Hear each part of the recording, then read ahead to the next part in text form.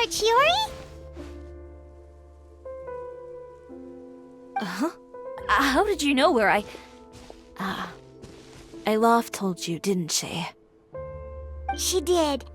We were just looking for you at the shop and Letitia was there. She wanted to thank you for the dress. So, you see? You don't have to be sad. We'll figure out how to get through this together. I'm not upset. I just wanted to get some fresh air. Want to sit here with me? The view's quite stunning. Don't worry. I'll catch you if you fall. All right, don't mind if we do.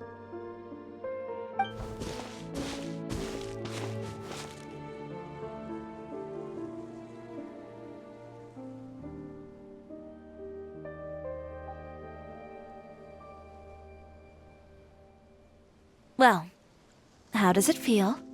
This place is pretty great. Right?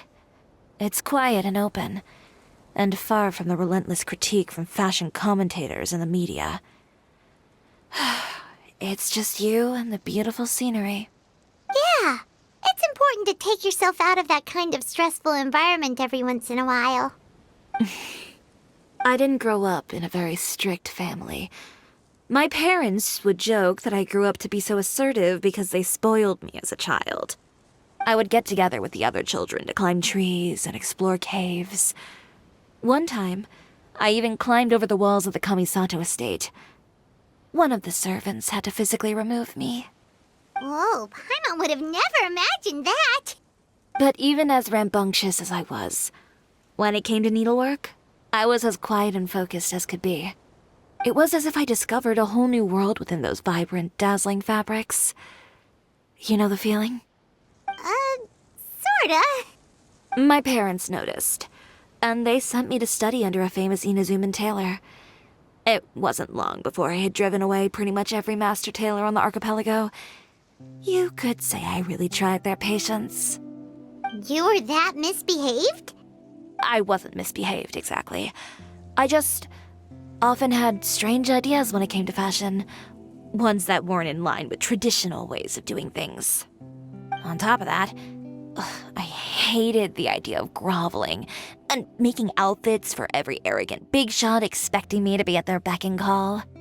Anyway, a few incidents later, I soon found myself without a master. Worse, not one shop was willing to hire me. Not even to do grunt work. No wonder you left Inazuma. I was angry and frustrated. So, before I left, I swore to all those masters that my brand would one day become renowned all over Teyvat. Well, that's a great dream to strive towards. After that, I came all the way to the court of Fontaine, a city often referred to as the capital of arts and fashion. I had a lot of fun starting out.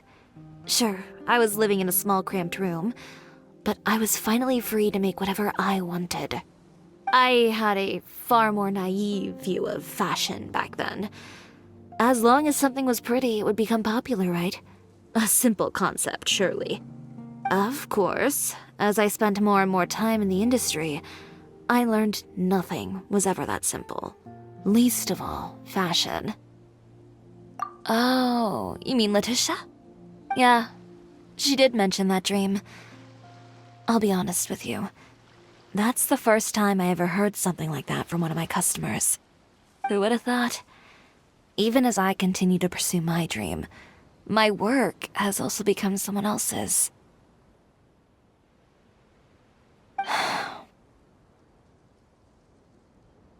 All right, that's enough sightseeing for one day. Time to come up with a way out of this mess. Ooh, looks like you've got your game face back. Back? It was never gone to begin with. I did say I wasn't upset, didn't I? Paimon thinks we should look for evidence that Uter wrote that article, and that he hired those treasure hoarders to attack Kirara. Charlotte's already working on an article to address all those nasty rumors so we can publish all our findings in the Steambird once we're done. I don't like duking it out in the press. But if Charlotte's thrown her hat in the ring, I won't stop her either. I know where Uter's clothing factory is located. It might be a good place to start looking for some evidence. Sounds good. We'll come with. As for Fashion Week, well, there's always next year, right? So there's no need to be too upset. Huh? When did this become an either-or situation? Find incriminating evidence or participate in Fashion Week. I'm doing both. But your accessories! Didn't you say your designs were unusable without them? Well, it's true that I haven't quite figured out what to do about that, but to tell you the truth, even here in Fontaine, every time I see the sea, I can't help but remember Inazuma and the vow I made in front of those masters. Thinking about all that, I just can't bear to take even one step back. The sea. What did you just say, Chiori? The sea. Seashells, coral.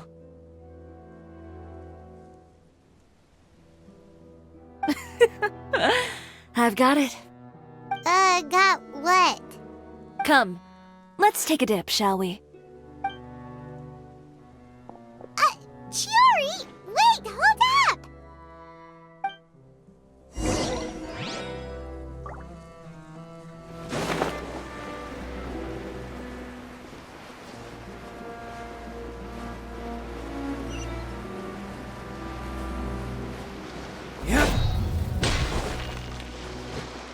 Chiori, why did you just jump into the sea all of a sudden?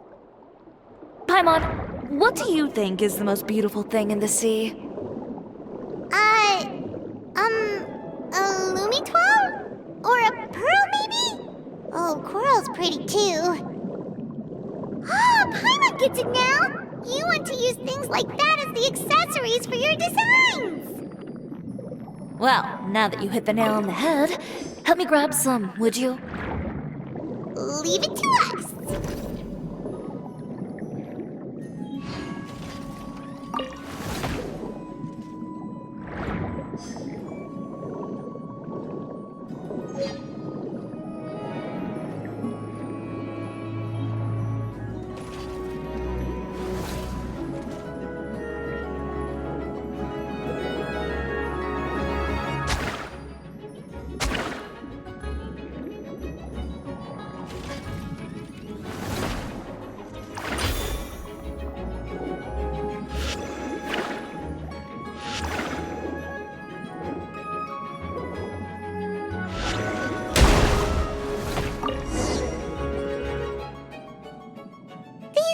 Enough, right?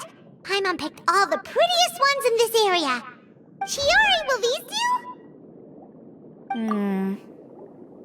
do? Everything looks great. I've also collected a pretty big batch, so we should have enough.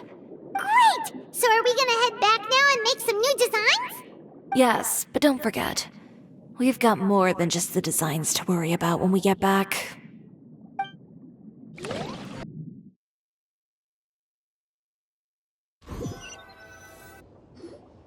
Okay, we've got the materials for the accessories.